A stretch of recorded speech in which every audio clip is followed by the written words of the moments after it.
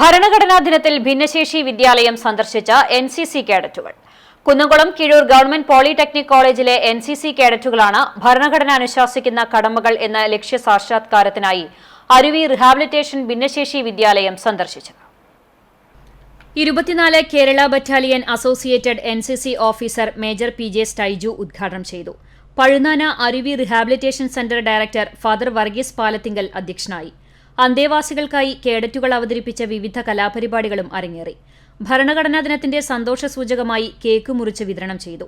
ഭിന്നശേഷി വിഭാഗക്കാരുടെ പ്രശ്നങ്ങൾ ഫാദർ വർഗീസ് പാലത്തിങ്കൽ കേഡറ്റുകൾക്ക് വിവരിച്ചു കൊടുത്തു.